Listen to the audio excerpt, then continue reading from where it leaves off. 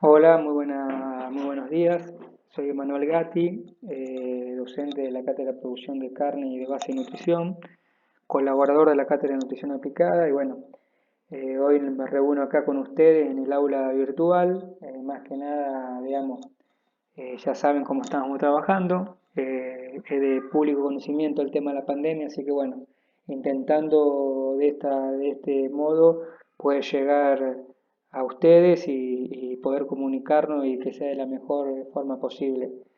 Ante cualquier duda o pregunta, me preguntan en el entorno virtual, muchos tienen asimismo también mi teléfono o algo, no hay problema, me escriben y intento mejorar todas las dudas que se produzcan en esta clase, ya que no es algo habitual, digamos, no nos veo cara a cara, no sé si están entendiendo o no están entendiendo, pero bueno, le vamos a poner toda la mejor predisposición nuestra y bueno, y obviamente de ustedes para que salga lo mejor posible. Hoy vamos a continuar los temas en cuanto a hongos y micotoxinas, está dentro del programa nuestro, cómo nos afectan estos hongos, nuestras micotoxinas en nuestros forrajes y en otros animales. ¿Qué son? La primera slide es qué son nuestras micotoxinas. Como ustedes saben, mico viene de hongo y toxina de veneno, que son metabolitos secundarios de origen fúngicos que causan efectos tóxicos en animales y en el hombre, ¿no es cierto? Producen las enfermedades que ustedes conocen como micotoxicosis. Estas enfermedades, estos metabolitos secundarios, digamos, puede ser que tengamos hongos, digamos que vos tengas un forraje con muchos hongos, pero si el hongo no se estresó y no liberó su metabolito secundario, puede ser que no genere enfermedad, que no genere una micotoxicosis. Sí va a haber, obviamente, una menor calidad del alimento porque los hongos se van a comer parte de esos nutrientes que tuvieran que comer las vacas, va a ser poco palatable para el animal, pero puede ser que no provocan enfermedades. Por eso siempre es fundamental hacer análisis de toxina, de micotoxina en los forrajes, sobre todo.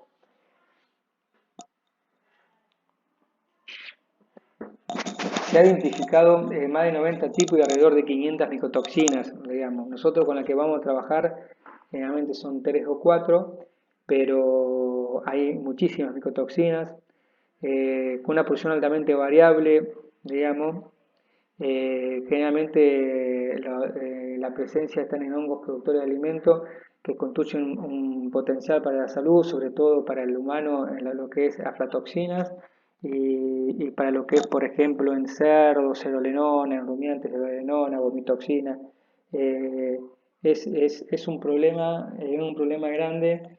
Uno por ahí que tiene contactos con técnicos, están trabajando en otros lugares del mundo, por ejemplo, en Europa, asimismo en el norte de Estados Unidos, en zonas frías, prácticamente no conocen lo que es la micotoxina y no conocen lo que es un secuestrante de micotoxina. Pero ya cuando nos venimos a esta zona, ya que el clima antes nosotros no la conocíamos, pero el clima va cambiando a un subtropical, ya es un problema serio, es un problema serio, serio. Yo tuve unos problemas ahora este año, ni hablar si nos vamos a Brasil o parte de México, todo lo que sea zona tropical. Es un problema muy, muy grande. Eh, Según la FAO, esto es medio viejo, pero el 25% de las cosechas de los alimentos tenían micotoxina. Generalmente, digamos, mucho del grano de maíz que come la humanidad, el maní, todos estos tipos de nutrientes generalmente vienen contaminados con micotoxina.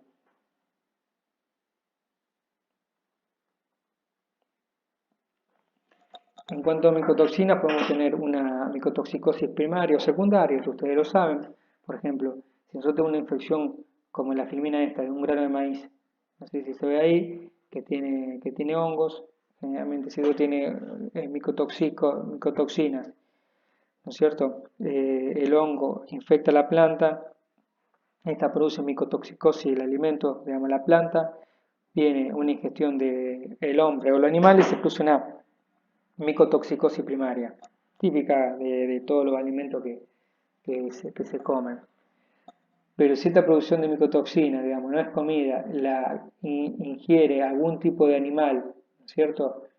Y hay una excreción y una bioacumulación, acuérdense de la bioacumulación, las micotoxinas nunca van a ser un problema, digamos, yo comí una vez un alimento que tenía micotoxina, un animal, una aflatoxina, una vaca lechera, y realmente no va a demostrar problemas, pero si vos la vas acumulando y en bajas dosis, pues se van acumulando, llega un momento que te producen daño. Acá podemos tomar un caso como la aflatoxina, donde un animal, un rumiante, digamos, puede comer una aflatoxina. Esta aflatoxina se convierte en una proteína M1 que se elimina por leche principalmente. El hombre ingiere la leche y produce una micotoxicosis secundaria. Esto es muy, muy conocido de la aflatoxina. La aflatoxina, esta proteína es cancerígeno, generalmente cancerígeno hepático para los niños.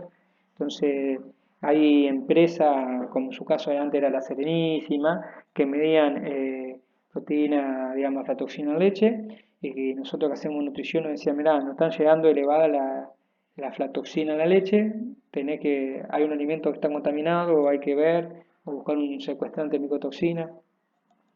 Así que eso existe. Si ustedes, no sé si seguramente hay gente en la zona de Mortero, donde está Arla, donde hacen concentración de suero de leche, esos sueros son enriquecedores de las leches materno-infantiles y tienen un problema muy serio que cuando empiezan a concentrar, porque son sueros concentrados, también se concentran las micotoxinas. Entonces, esos suelos están muy contaminados y están teniendo un problema para exportarlo a la comunidad europea por la concentración de micotoxina acumulada que tiene. Es un problema muy, muy grande esto de micotoxina y cada vez se está trabajando más.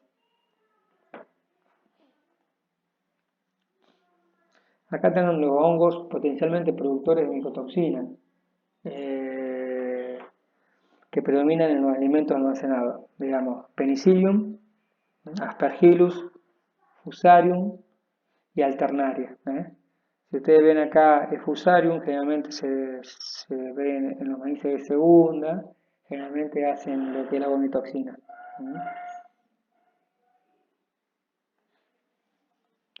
Acá pueden observar en la imagen un silo mal tapado, mal cerrado, donde la parte de arriba está todo negro porque está todo quemado, todo podrido. Y acá tiene una gran cantidad de hongos. Estos hongos pueden ser generadores de micotoxinas. Lo mismo para un heno, acá. Todo donde quede humedad y quede un resto y hay alimento que el hongo puede alimentar, obviamente hay crecimiento fúngico. Siempre va a haber hongo. El tema de esto es minimizarlo con las buenas prácticas agrícolas, sobre todo, minimizarlo al mínimo. Esto pueden ver un grano de maíz, donde generalmente tienen fusarium. Este fusarium, acá está el hongo. Esto lo metemos dentro de una bolsa, en un picado de silo de maíz o un grano húmedo o un grano seco. El hongo le falta el oxígeno, se estresa, te libera las micotoxinas y estas micotoxinas son las encargadas de producir, digamos, enfermedad. Bueno, acá es que una cacería de brujas. La micotoxina, generalmente la micotoxina te dan una enfermedad muy oscura, sin sintomatología, sin sintomatología visible. En un tambo, por ejemplo, más allá acá, esta transparencia habla de clavis y purpúrea. Más allá de clavis y purpúrea, digamos, lo que son las otras micotoxinas que nosotros no veíamos a diario y que no tienen sintomatología, el principal síntoma es una inmunodeficiencia. Todas las micotoxinas producen inmunosupresión. A producir inmunosupresión, digamos, por ahí los animales se te mueren una neumonía, los terneros tienen algún tipo de problemas podales, mastitis, bueno, todo lo que sea inmunosupresión, entonces es muy oscura y nunca llegamos a divisar bien cuál es el problema.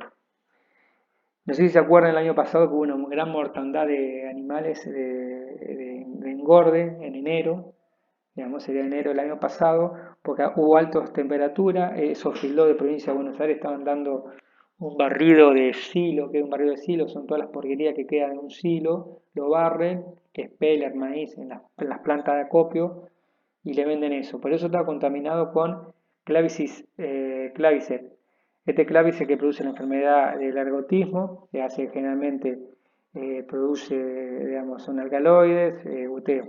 Esto lo manejan bien, pero son vasoconstrictores, ¿no es cierto? Al ser vasoconstrictores, los animales hacían mucha temperatura y además tenían este problema, no podían eliminar calor y se murieron muchísimos animales, digamos, casi de un golpe de calor. Los tricotecenos, digamos, esta es una familia conformada alrededor de 150 compuestos estructuralmente relacionados. Generalmente lo producen los géneros Fusarium, Cephalosporium, Myrotexium. Bueno, acá hay que acordarse siempre de todo esto del Fusarium, ¿no es cierto? El Fusarium porque produce la toxina T2 y la vomitoxina. Estas dos son las más importantes y las que pueden llegar a producir, digamos, o la que nosotros nos encontramos acá generalmente, generalmente en nuestra zona.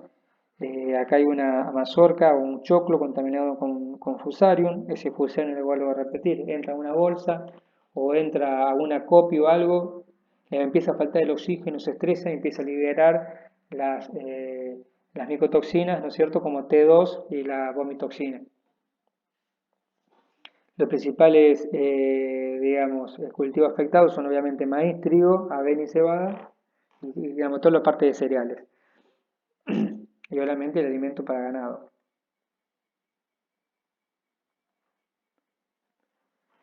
En cuanto a las principales especies afectadas son cerdos, vacas, caballos, perros, pavo, ovejas, ratas, ratones y humanos. Nosotros generalmente vamos a hablar de vacas. Ustedes pueden ver que ahí tiene la imagen a la izquierda de la pantalla, una estomatitis ulcerativa, ¿no es cierto? Generalmente asociado por tricotrecena o vomitoxina.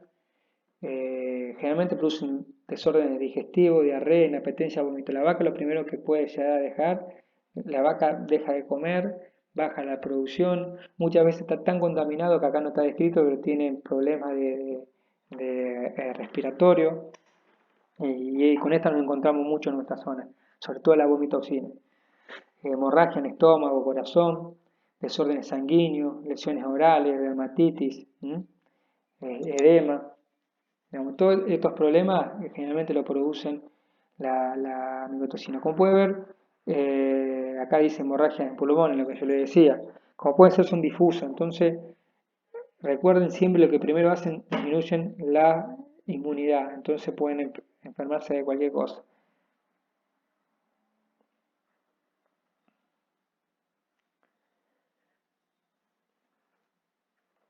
Dice, en una media mundial, digamos, en un análisis mundial en promedio se encontraron en 57% de las muestras de trigo, 40% de maíz y 68% de la muestra de avena, 59% de cebada, 48% de la muestra de centeno y 27% la muestra de arroz analizada. ¿Qué quiere decir? Que si está en el 67% de la muestra, entre 50 y 60% de la muestra, es, digamos, muy común encontrar este tipo de micotoxina en los alimentos. Dice, hay un caso famoso en intoxicación por tricotecenos, digamos, donde mató alrededor de 10.000 personas en Rusia entre 1942 y 1947, ¿no es cierto? La causa es que consumieron trigo almacenado al aire libre contaminado por fusarium. La toxina T2 ha sido utilizada como arma biológica por Vietnam y en Afganistán.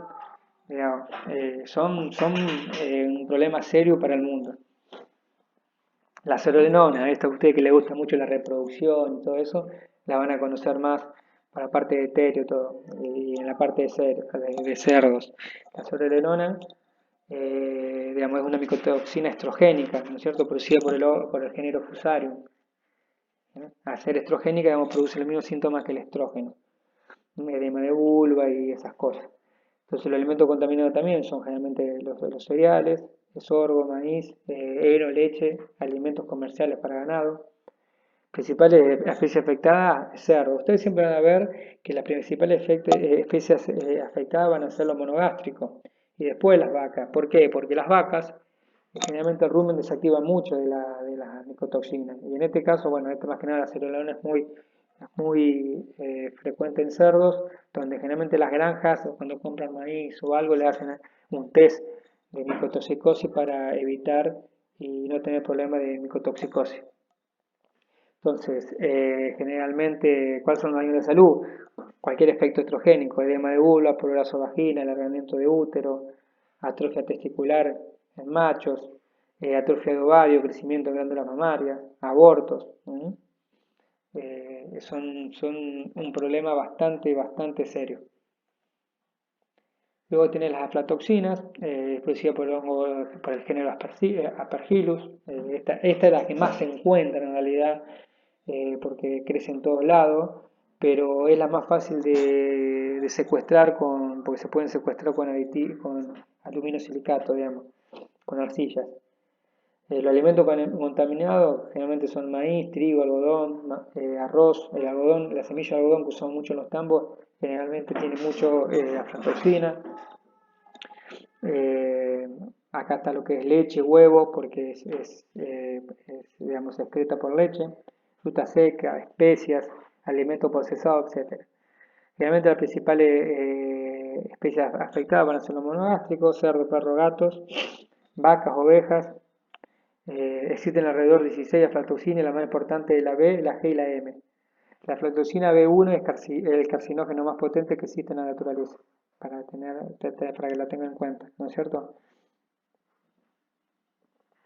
Consumos baja, acá dicen dosis de 0,4 partes por billón en 9 meses en trucha. Acuérdense que de acumulación ya puede inducir formación de tumores. Daño en la salud son nefrotóxicas y hepatotóxicas. Acá pueden ver la esclerótica en un paciente donde tiene, digamos, re amarillo, ¿no? Tiene una ictericia muy marcada, un perro con un edema de abdomen muy grande, un niño con un edema de abdomen muy grande, hígados destruidos. Entonces son nefrotóxicas, hepatotóxicas, inmunosupresivas, producen edema abdominal, muchas alteraciones digestivas, hemorragia en tracto intestinal y riñones. Son teratogénicas y carcinogénicas. Acuérdense que estas se eliminan leche, entonces generalmente es una micotoxicosis secundaria.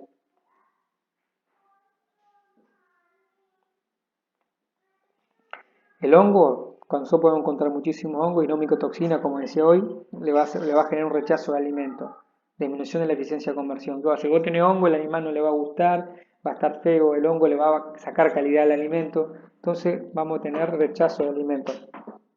Pero, y disminución de la eficiencia de conversión, van a producir menos o van a engordar menos, etcétera. Pero si tenemos micotoxina, vamos a tener alteración de absorción y metabolismo de nutrientes, cambio de la función endocrina y neuroendocrina y supresión del sistema inmunológico. Vamos a tener muchos más problemas.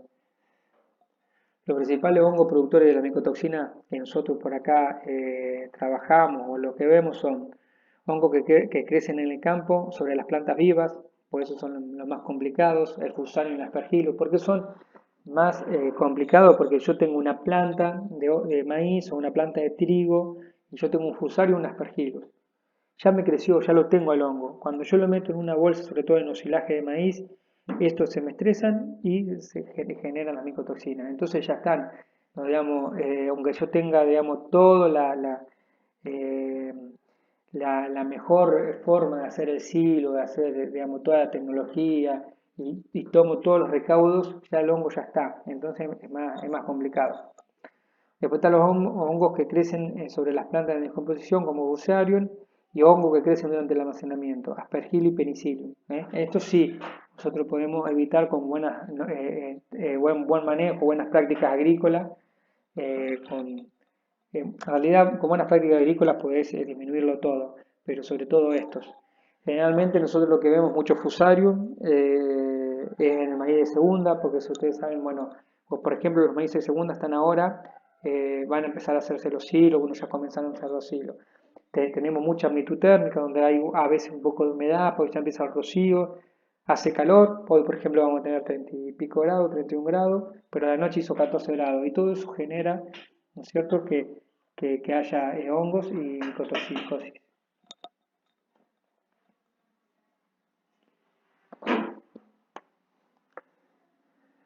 Bueno, los problemas de los análisis de micotoxina, el problema de la calidad por hongo está aumentando. Generalmente vamos a ver estas micotoxicosis, aflatoxina, vomitoxina, cearolenona, T2 y funomicina. ¿Mm? Esto acá en Argentina es viejo, pero y esto se incrementó todavía mucho más. Esto lo hizo el INTA Rafaela, que se detectaron 100% de las muestras que se analizaron, se detectaron dieron alguna micotoxina. El 95,4% con aflatoxina, ¿no es cierto? De entre 1 y 15,5 partes por billón. El 89,2% tenía cerolenona y el 75% tenía vomitoxina. Hoy en día se está encontrando más con vomitoxina que con aflatoxina. Y en la siguiente, y digamos de las siguientes combinaciones, digamos el 62% tenía aflas, ceolenona y DON. El 32% tenía afla y CO, el 9% afla y DON, 6,5 afla y 2,8 DON. Como puede decir, hay no solamente una micotoxina, hay interacciones de micotoxinas. Entonces, acuérdense en que hacen un efecto de sinérgico, vos si tenés dos micotoxinas, si vos tenés dos micotoxinas, generalmente te va a producir un efecto inmunosupresivo mayor que tener una sola. Entonces hay una sinergia positiva en las uniones de micotoxinas, que hay que tenerlo en cuenta, sobre todo en los secuestrantes.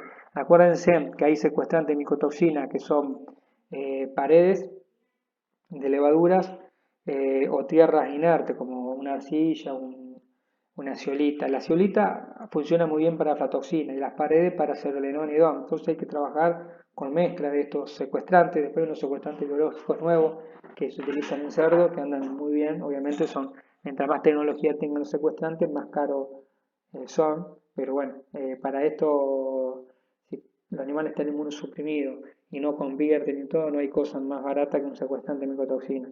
Generalmente habría que usar uno de tierra, digamos, de arcilla más paredes de levaduras, mezclado de rutina, usarlo siempre. Si nosotros vemos acá, digamos, la aflatoxina, disminución del desempeño animal, el efecto que producen, el estado general de la salud, residuo en leche, bueno. El límite máximo sugerido es 25 partes por billón. Vomitoxina, DON, menor consumo y producción de leche, recuento elevado de células somáticas y muchas veces mastitis.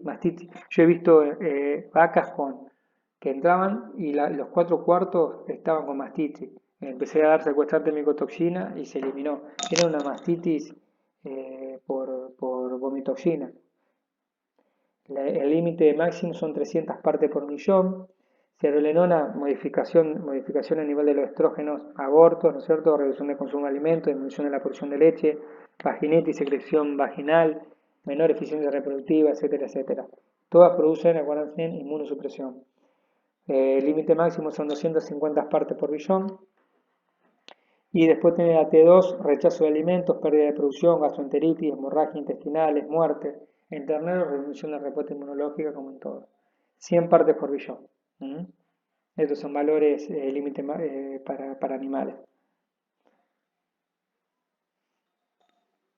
Digamos, estos son recuentos de hongos y aflatoxinas, ¿no es cierto? Es un ensayo donde se hizo un ensayo con un inoculante de silo. ¿No se acuerdan cuando hablaron de inoculantes de silajes?